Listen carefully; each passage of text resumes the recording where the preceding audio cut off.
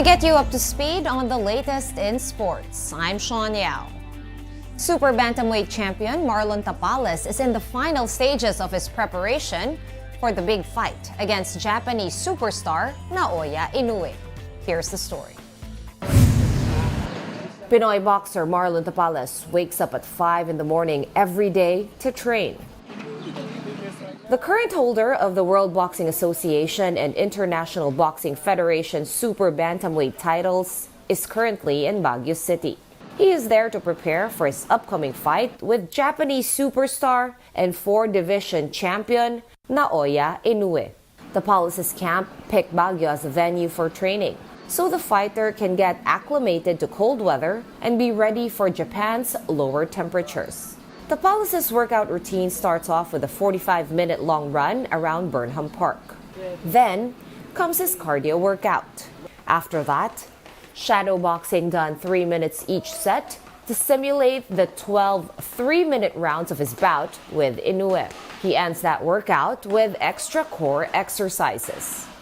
It's important here because the elevation is high in Tokyo, so we don't want to get there and go 1 to 2 rounds into the fight and then lose our breath already and be out of our lungs. So it's a similar elevation and weather temperature to Tokyo. So when we get there, it will be as if we've been training there for a long period of time, and then we'll be able to adjust easily and go right into the fight without any problems and show what we've been working for.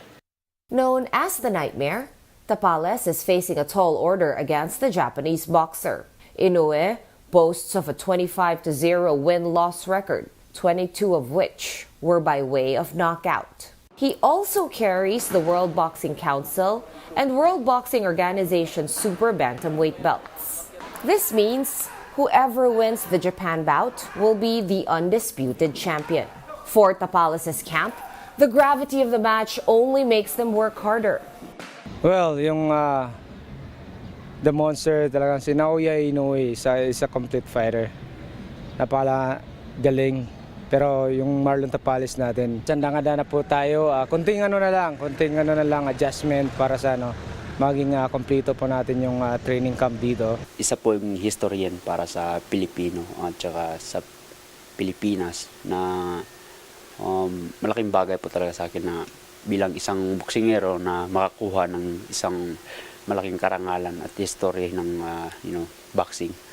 And for his part, Tapales carries a 37-3 win-loss slate, 19 of which are KOs. The fight will also be extra special as his brother Elmer will be present. Tapales says his sibling inspired him to be a boxer. Actually, sa totoo, siya yung unang-una na nag-iinganyo sa akin na magbo-boxing. Kasi nung bata pa ako, siya yung bumili sa akin ng gloves. Tsaka palagi niya akong, of course, pinupush niya ako. Tsaka palagi niya akong sinasabihan ng mga advice. Tapales squares off with Inoue in Tokyo, Japan on December 26. And speaking of Barangay Ginebra, Tim Cone is set to win his 4th Coach of the Year award. It will be given during the annual PBA Press Corps Awards Night at the Novotel Manila Araneta City. The record 25-time PBA champion coach steered Ginebra to the Commissioner's Cup title last season over guest team Bay Area Dragons. Before that, Cone had previously won the award in 1994, 1996, and 2014. He was also coach of the bubble when the league held the Philippine Cup at the height of the pandemic in 2020. And in tennis, Alex Ayala came up short of her 3rd single title this year after losing in the Kyotek Open in Luxembourg. Ayala lost to the mighty Océane Dodon of France in the final. After getting blown out in the first set, the 18-year-old did her best to stay in the second. But Dodon pulled all the stops to secure a 6-1, 7-5 win. We're taking a timeout. The Game on One News Now will return after this quick break. Stay tuned.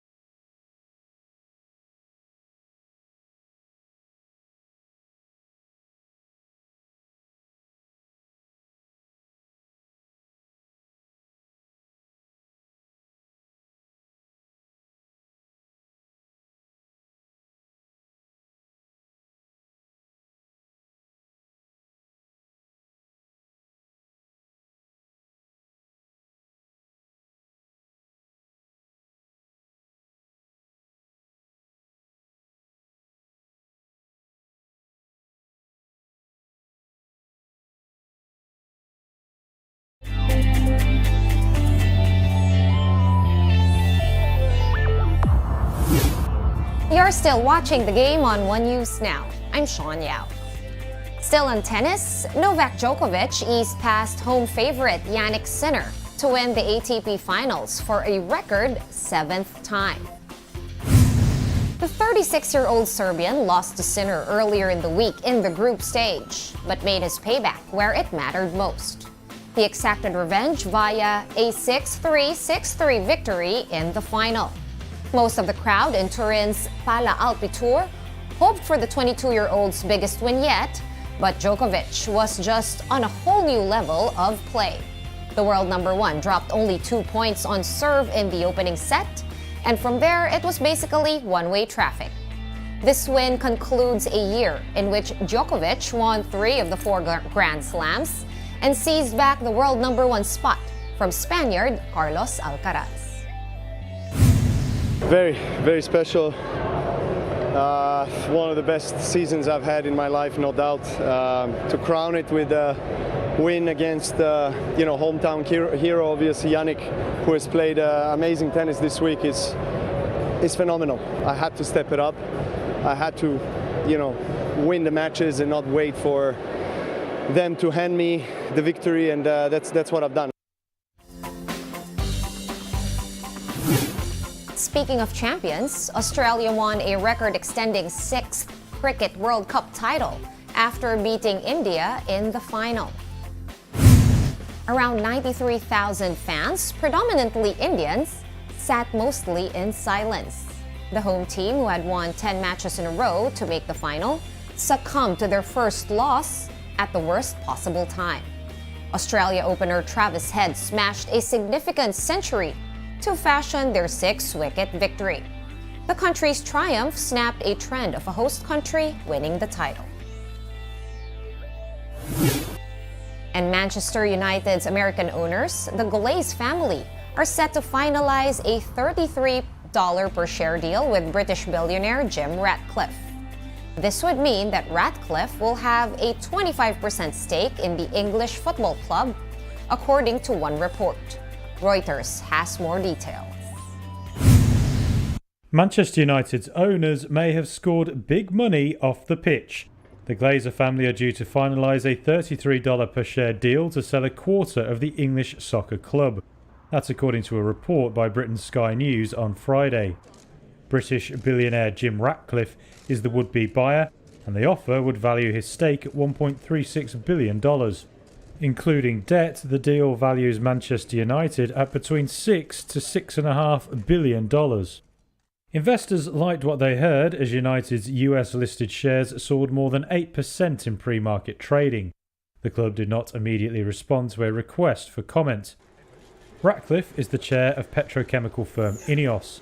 Reuters reported in October he would pay more than $1.5 billion for a 25% stake in the soccer club if his bid was accepted. The Glazer family bought the team for £790 million in 2005. Last year they said they were looking at options for the 20 times English champions, including a new investment or a potential sale.